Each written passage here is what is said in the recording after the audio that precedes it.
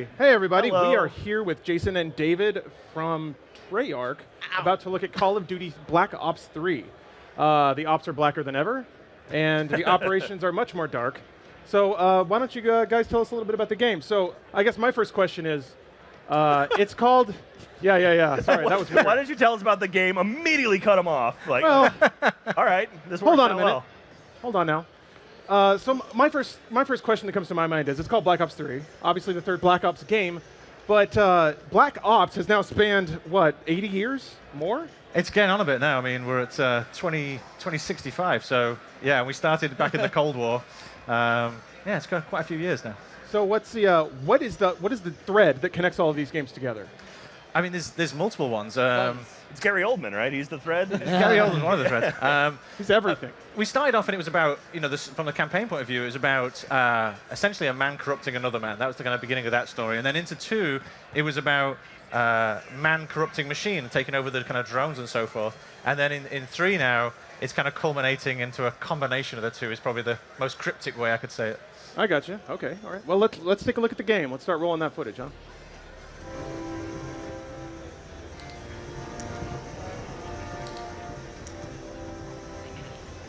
Okay, so why don't you set this up for us? What's going on in the Sure. So this is a look at the campaign safe house. So between each mission, essentially, you come to a singular place, and that's where you can kind of choose your weapons, choose your cyber cores, customize your character, see each other as well. So as people hot join into the game, their bunks will open up and they will walk out into the space. You can then look at their achievements and their other kind of trinkets. You can actually customize your actual bunk as well, and put things on the wall, change the kind of banner that's there. Calendar. And then you choose what kind of loadout you're going to have before you then go into the mission. Okay. And as you move through the campaign, you'll go to different safe houses, because unlike other ones where we do a lot of globe trotting, this one is told in a more kind of size, kind of 1 week, 1.5 week kind of time frame. So there's a continuation between each level, and there's actually points where in one level you'll see the bit of the next level that you might see, Are there any safe houses like on a nice beach somewhere you can just relax and like take your Unfortunately, time before you move on? they all seem to be in hellholes. They all seem to be getting shelled, or fires seem to be happening in the No distance. margarita makers anywhere. There's like low rent is basically what we're going for. The interior design is impeccable, though. They really look after their Black Ops agents. Yeah.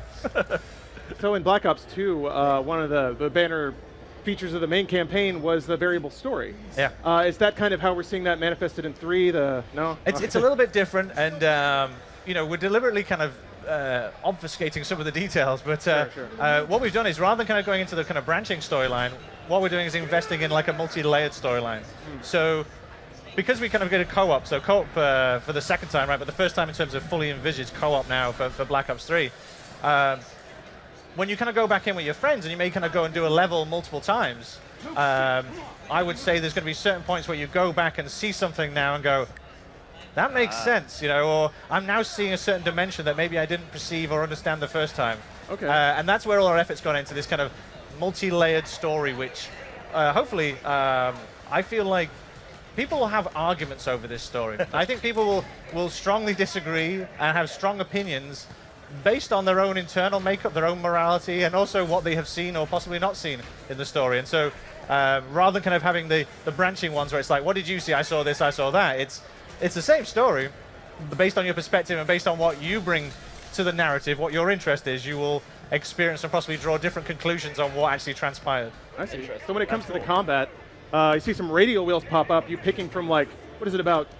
Looks like 18 different powers on those different screens. You're actually up to like 40 odd actually, because you've got 3 kind of different cyber cores and a selection of kind of 6 on each of them, and you can upgrade them as well.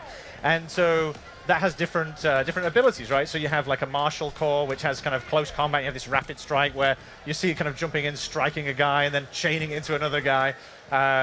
There's a non-lethal actually, which is you'll see at one point a guy throwing up because he uses the sonic weapon, right?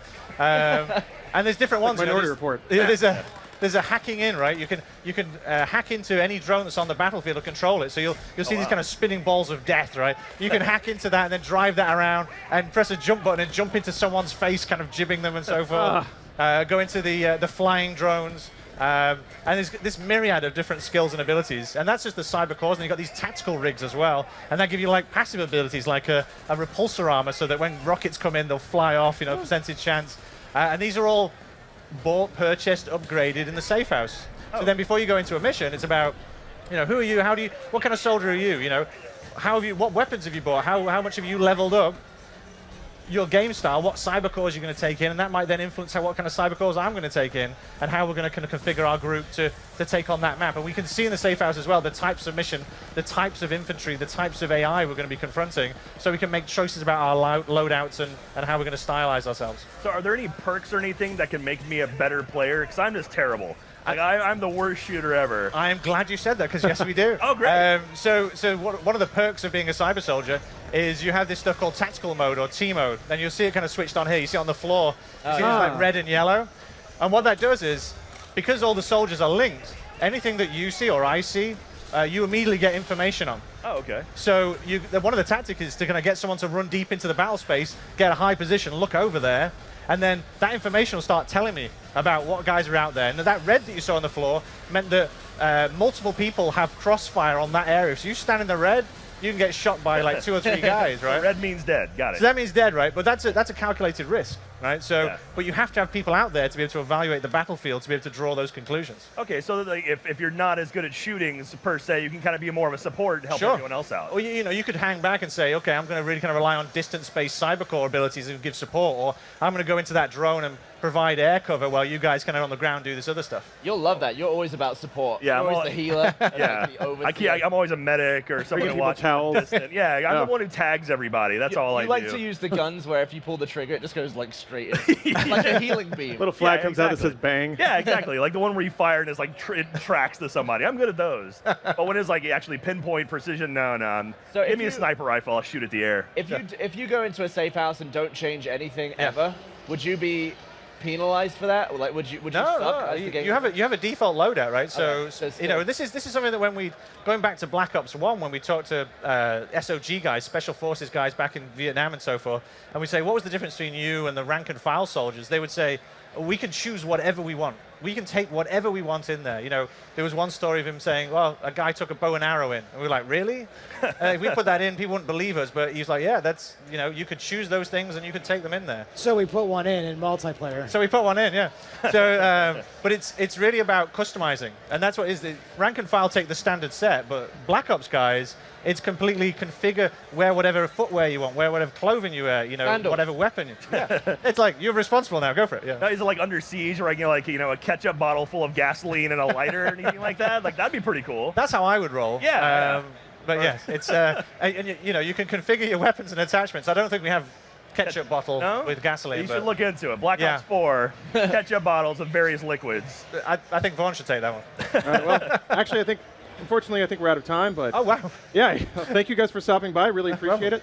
Really appreciate the fact that you're putting something aside from just incredible death and destruction in there. Some support abilities. That's interesting. So it's got depth. Yeah. Thanks for adding that. Very good. Yeah, the gameplay was awesome. Yeah, cool, man. really Thank good. you. Awesome. Looking forward to dying many times in your game. Oh, we will over and play. We will try and help you out as best as possible. All right.